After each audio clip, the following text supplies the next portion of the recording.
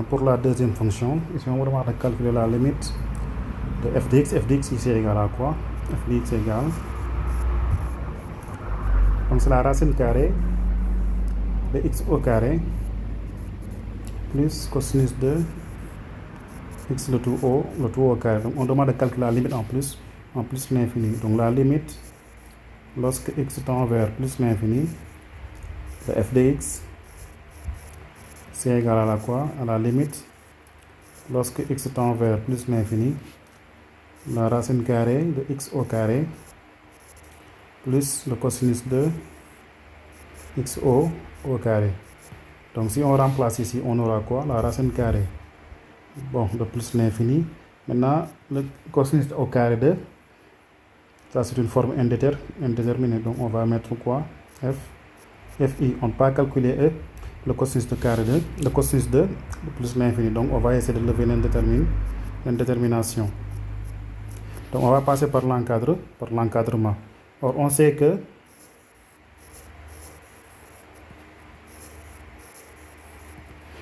quoi? Que moins 1 est inférieur et égal à cosinus de x qui est inférieur ou égal à 1. Donc si on élève au carré, cela signifie quoi? Que c'est le 0 est inférieur ou égal à cosinus carré de x qui est inférieur ou égal à 1. D'accord, maintenant on va ajouter dans chaque terme, chaque membre, le x au carré. Donc ici, ça va devenir quoi? X au carré qui est inférieur ou égal à x au carré plus le cosinus carré de x qui est inférieur ou égal à 1 plus x au carré. Maintenant, je vais appliquer la racine carrée parce que tous les nombres qui sont ici sont positifs. Donc x tend vers plus l'infini. Donc tous qui sont ici, chaque membre ici c'est positif. Donc je vais appliquer la racine carrée de x au carré qui est inférieur ou égal à la racine carrée de x au carré plus le cosinus carré de x qui est inférieur à quoi? À la racine carrée de 1 plus x au carré. D'accord, donc ici on va passer par le théorème des gendarmes. Donc, on sait quoi? Que la limite lorsque x tend vers plus l'infini de la racine carrée de x au carré, mais ceci est égal à plus l'infini. Et la limite lorsque x tend vers plus l'infini de la racine carrée de 1 plus x au carré, ceci aussi c'est égal à plus l'infini. Donc d'après le théorème des gendarmes, on a quoi? La limite lorsque x tend vers plus l'infini de quoi? De la racine carrée de x au carré plus cosinus de x au carré, ceci est égal à quoi? Ceci est égal à plus l'infini. Donc la limite de lorsque x tend vers plus l'infini, f de x égale plus l'infini. Donc ça c'était la deuxième fonction. Maintenant pour le 3, donc ici on donne quoi? F de x égale, donc on a quelle fonction? 1 moins sinus de x plus cosinus de x. C'est 1 moins sinus de x moins cosinus de x divisé par quoi?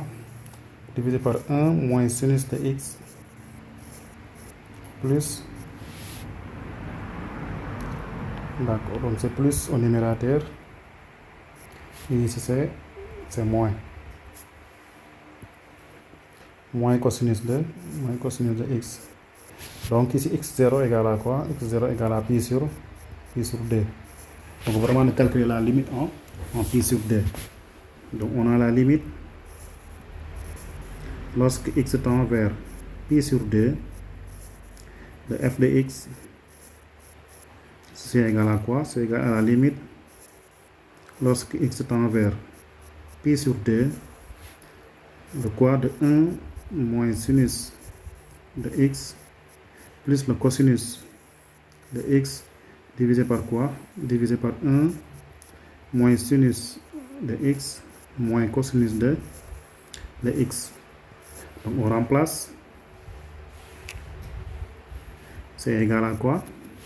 Donc si je remplace au numérateur par pi sur 2, on va obtenir 1 moins sinus de pi sur 2 plus le cosinus de pi sur 2, le tout divisé par 1 moins sinus de pi sur 2 moins cosinus de pi sur 2.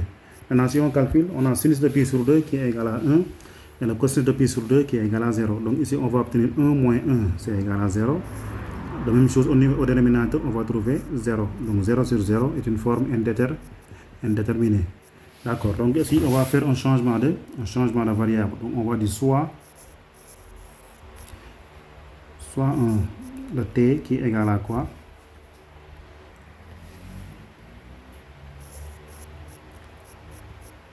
X moins pi sur 2, ou bien on va mettre x égale t plus pi sur 2.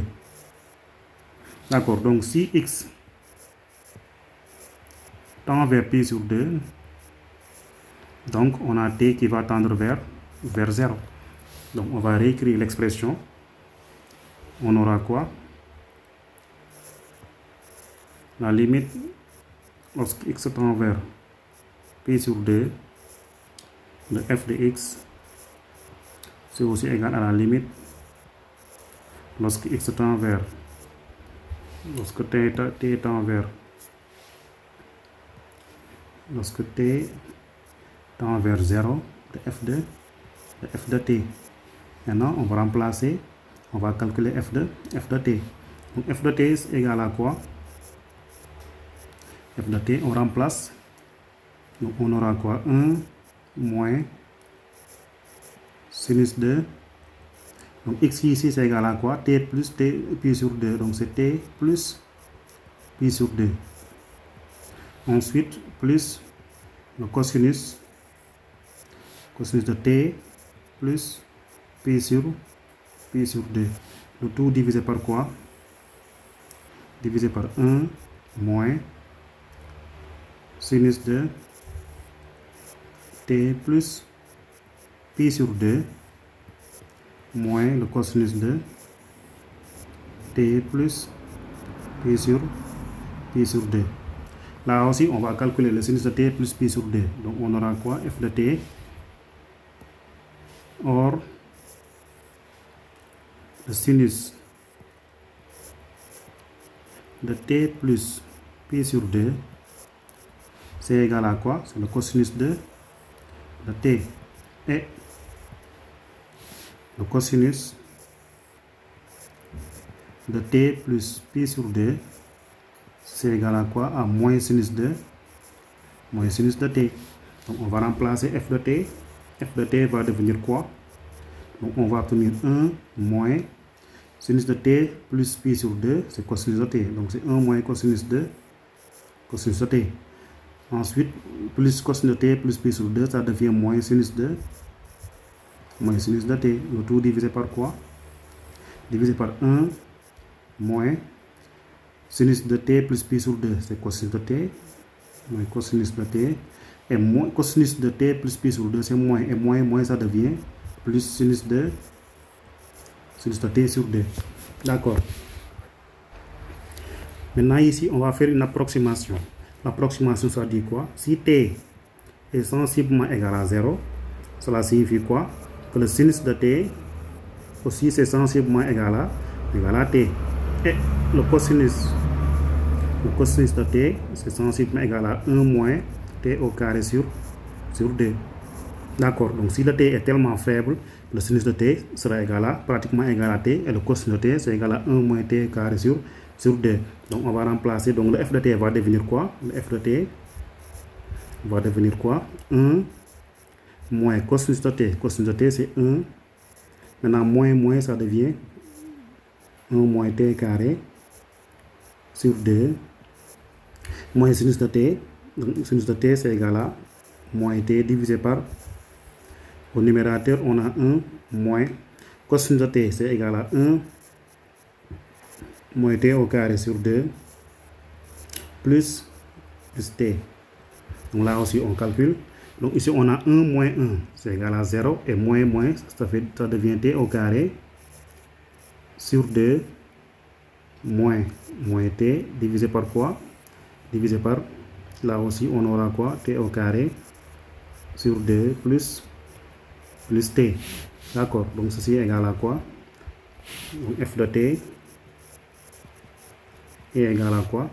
Donc si je simplifie par t, il va rester t sur 2 moins 1 au numérateur et t sur 2 plus 1 au dénominateur. Donc finalement la limite, lorsque x tend vers,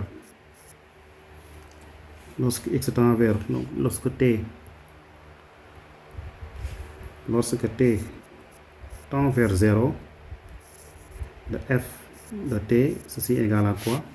Donc je vais remplacer ce 0 sur 2 moins 1 divisé par quoi? Divisé par 0 sur 2 plus 1. Et ceci est égal à moins 1. Donc la limite demandée, finalement la limite, lorsque x tend vers pi sur 2, de f de x, ce n'est rien d'autre qu'égal à moins 1.